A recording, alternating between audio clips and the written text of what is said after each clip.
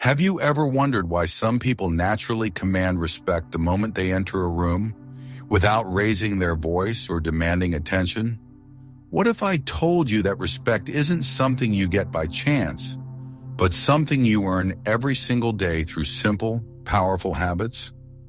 In today's video, we're diving deep into 6 transformative habits inspired by Stoic philosophy that will help you earn respect effortlessly and authentically. Whether you want to boost your personal or professional life, mastering these habits will change how others see you, and more importantly, how you see yourself. Before we jump in, make sure to hit that like button and subscribe so you never miss out on life-changing insights like this. Let's get started. Number 1. Be selective with words. At the heart of Stoic philosophy lies the profound understanding that words are reflections of our inner discipline, wisdom, and character.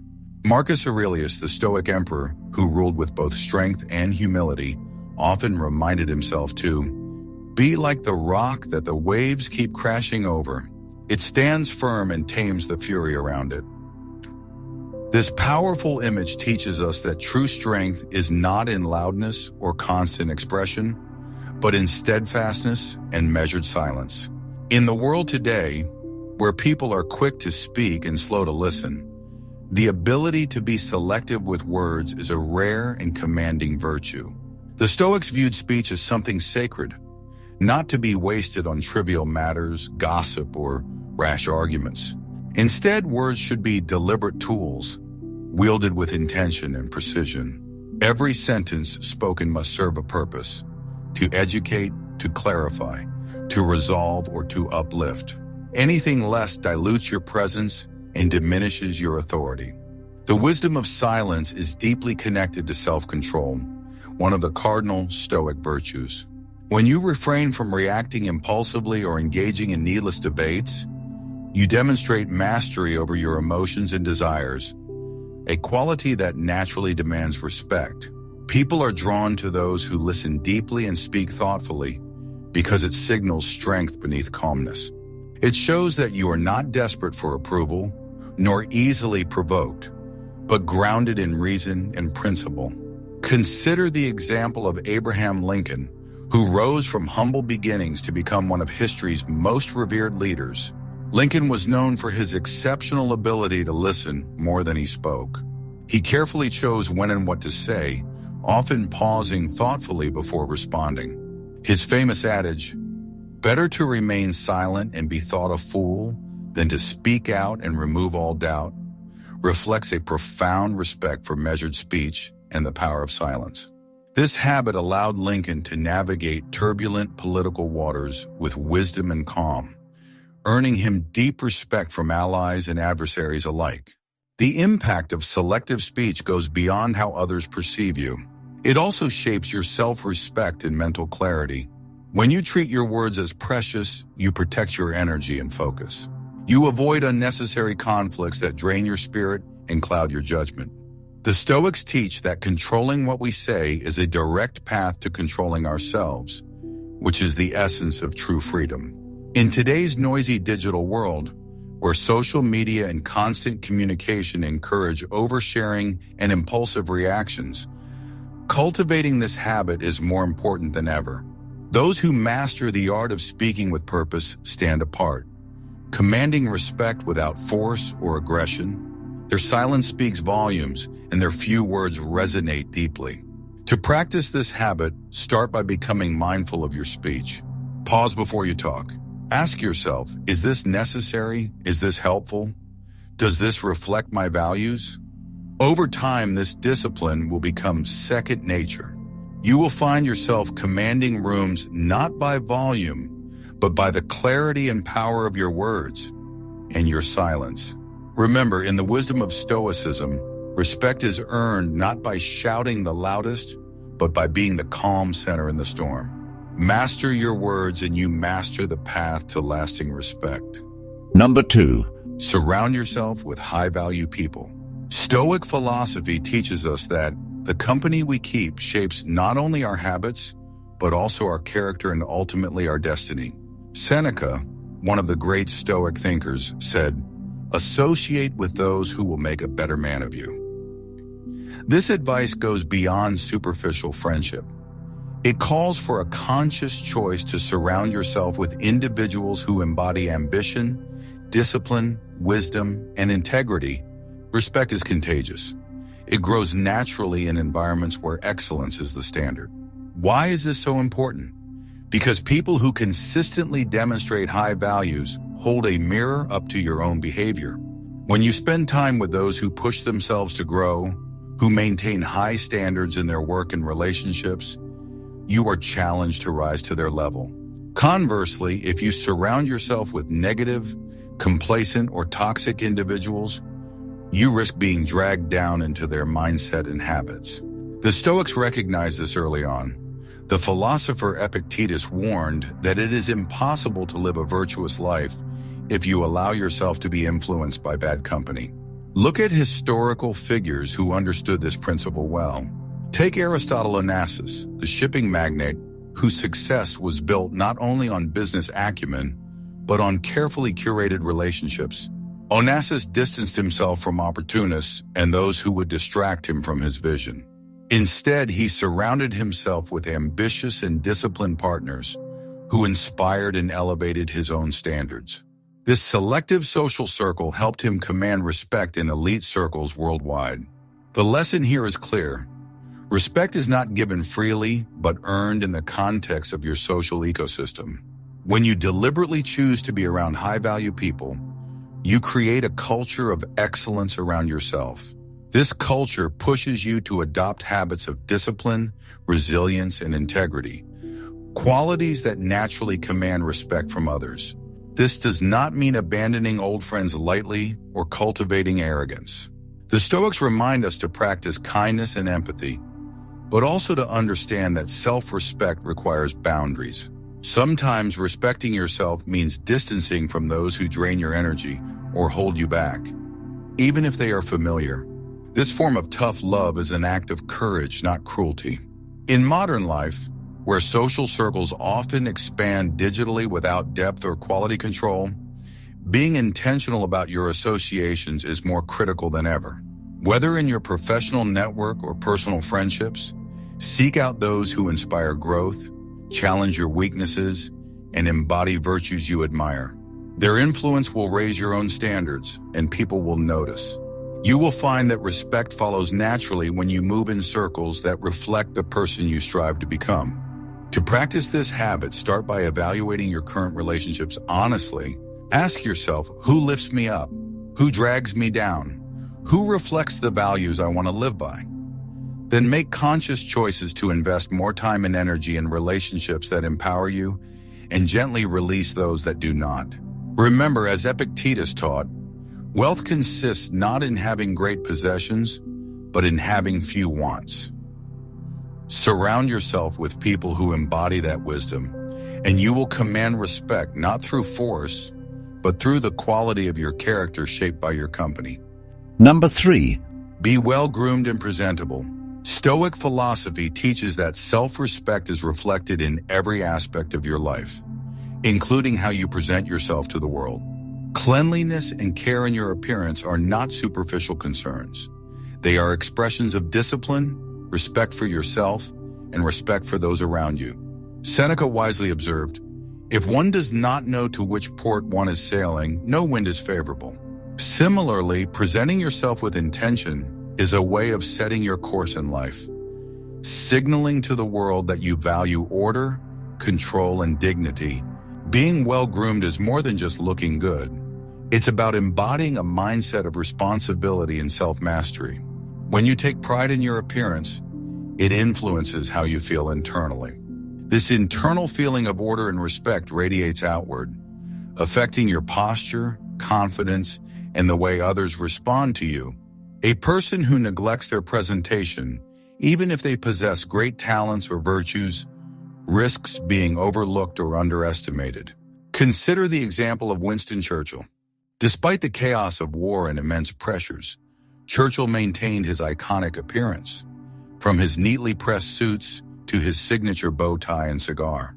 His deliberate grooming was part of his overall discipline and served as a signal to both allies and enemies.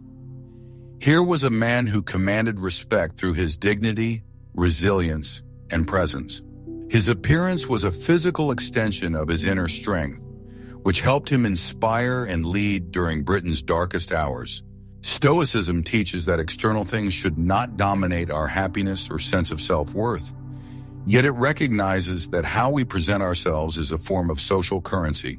This is because humans are social creatures who naturally judge one another through first impressions and visual cues. By consciously caring for your appearance, you communicate that you are serious, reliable, and respectful. Qualities that invite respect in return. This habit also ties closely to the Stoic ideal of living according to nature, which means acting in harmony with your rational mind.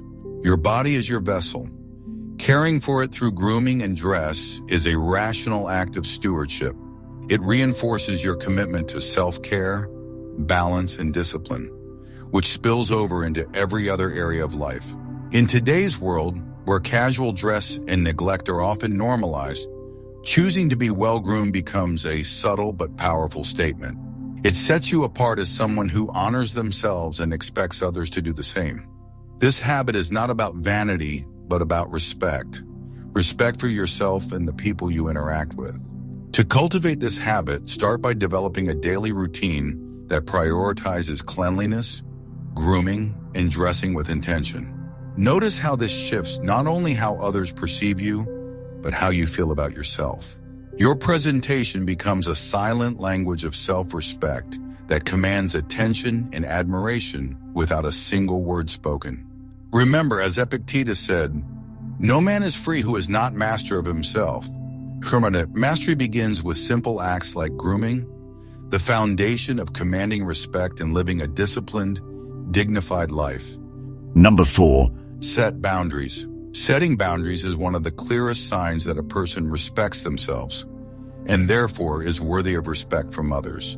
In Stoic philosophy, the concept of boundaries is deeply tied to the discipline of knowing what is within your control and what is not. Epictetus teaches us that we must carefully guard our internal world, our time, our peace, our decisions, from outside influence and disorder. To do this, we must set firm, rational boundaries. Too often, people confuse kindness with availability or compassion with compliance. But a Stoic knows that being constantly available to everyone and everything is not virtuous. It is a recipe for exhaustion, resentment, and a loss of integrity. True self-respect is measured not by how much we give away, but by how well we preserve our most valuable resource, our time and energy. One of the most powerful real-life examples of boundary setting comes from Steve Jobs. Known for his creative genius and relentless focus, Jobs was famously protective of his time. He maintained strict boundaries around meetings, distractions, and even social interactions that didn't align with his vision. While many saw this as cold or difficult, it was precisely this discipline that allowed him to lead with clarity and bring revolutionary ideas into the world. Jobs didn't apologize for setting limits, and he didn't need to. His results and presence spoke volumes. Setting boundaries is also a Stoic act of justice, one of the 4 cardinal virtues. Justice to the Stoics wasn't only about fairness toward others, but also about fairness toward yourself. If you allow others to encroach upon your time, speak to you with disrespect, or demand your emotional labor without reciprocity, you are failing to protect what is justly yours: your peace, your autonomy, your purpose. Respect flows naturally to those who communicate their limits clearly and enforce them consistently. People may not like it at first, especially if they've benefited from your lack of boundaries, but they will come to admire it. Boundaries teach others how to treat you. They are not walls to shut people out, but gates that guard your values. The key is not to be harsh or reactive, but calm and firm. You don't need to explain yourself endlessly or feel guilty for saying no. A simple, steady response is enough. I can't commit to that right now. One that doesn't align with my priorities. Sarana, I'm not comfortable with that. These are not signs of selfishness. They are signs of strength.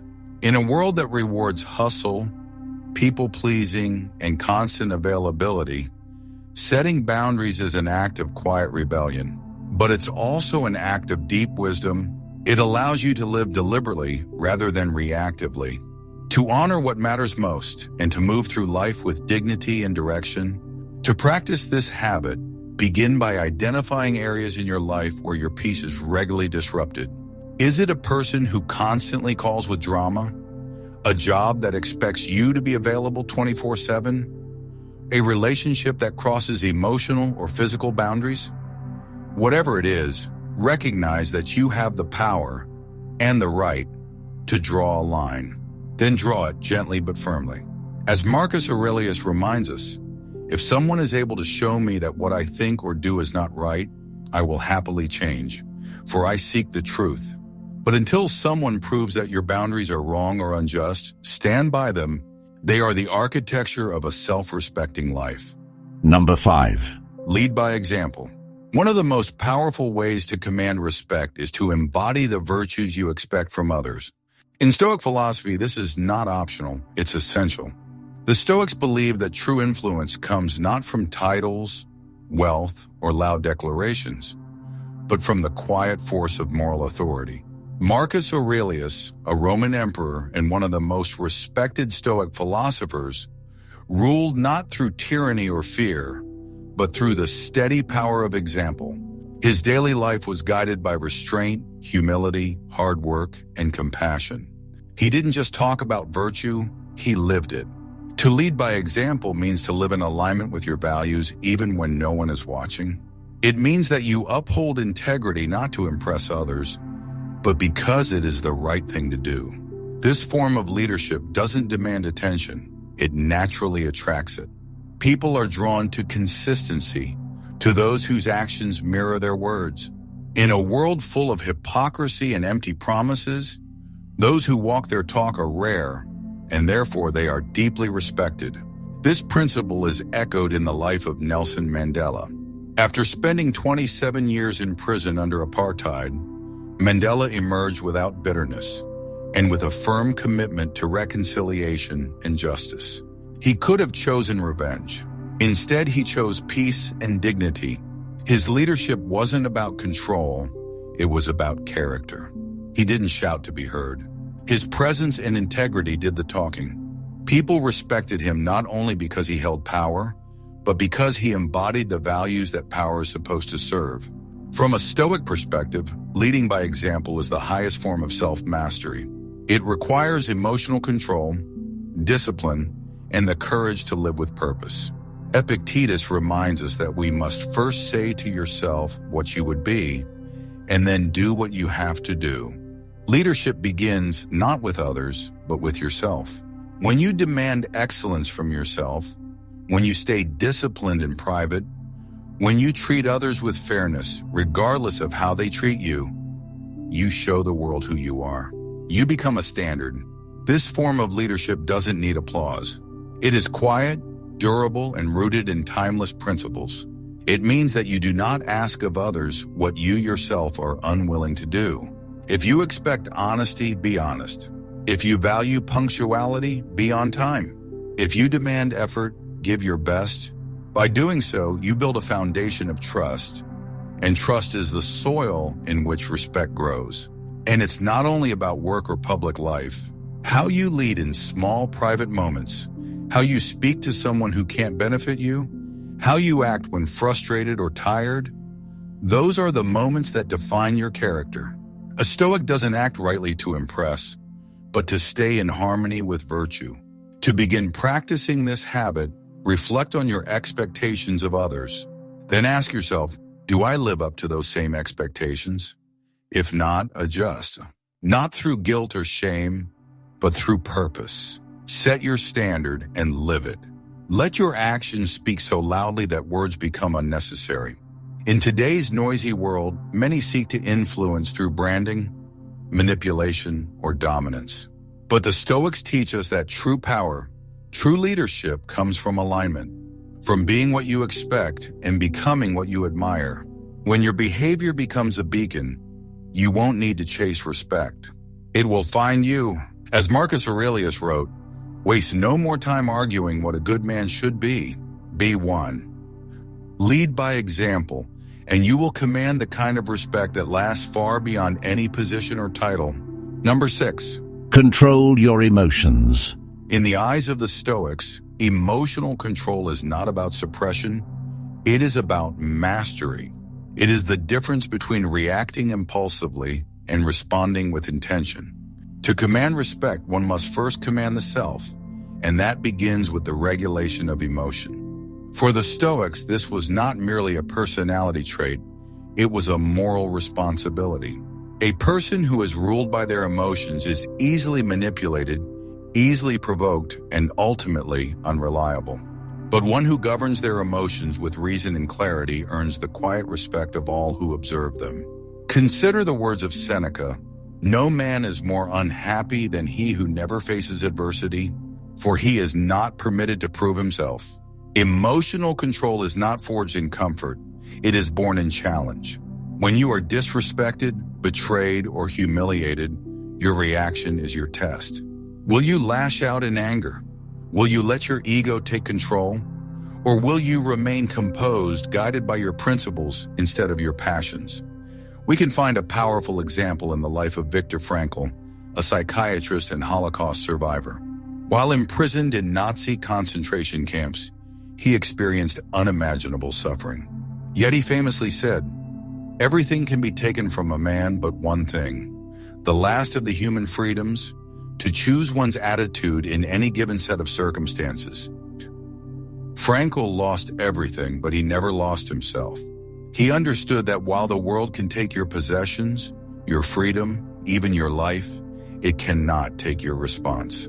That response is the core of Stoic emotional control. Controlling your emotions doesn't mean you feel nothing. It means you feel deeply, but act wisely. You acknowledge your anger, but do not let it dictate your actions. You feel grief, but you do not drown in it. You recognize fear, but you choose courage over paralysis. Emotional control is not the absence of feeling. It is the presence of wisdom. This is especially crucial in leadership and relationships. A person who overreacts, who takes offense at every slight, who cannot hold their composure under pressure, is not seen as powerful. They are seen as unstable. On the other hand, a person who remains calm when others panic, who speaks gently when provoked, who decides rather than reacts, this person stands apart. They create an atmosphere of trust and authority. Their strength is unmistakable. To begin cultivating this habit, you must first become aware of your triggers. What makes you angry? What makes you anxious? Then practice the sacred pause between stimulus and response. Count to 5. Breathe, ask, what would a wise person do in this moment? This is how you create space for reason to take the wheel. Over time, that pause becomes your power. Marcus Aurelius constantly reminded himself, you have power over your mind, not outside events. Realize this, and you will find strength. 2. When you learn to control your emotions, you cease being a slave to the world around you. You become free, and with that freedom comes a rare dignity, one that others instinctively recognize and respect. In the end, emotional control is not about being cold or indifferent. It's about being anchored. While others are tossed about by every wave, you become the still water. And in that stillness, you find not only peace, but power. Respect isn't demanded, it's earned through quiet strength, discipline, and the way you carry yourself every single day. These 6 habits aren't just actions. They're reflections of who you are becoming. In a world full of noise, be the one who speaks with intention, leads by example, and holds the line with calm authority. That's the kind of person people respect, without needing to ask for it. If this message spoke to you, give the video a like, subscribe for more Stoic wisdom, and share in the comments which habit you're focusing on right now. Stay grounded, Mar. Stay intentional, and walk the Stoic path with quiet power.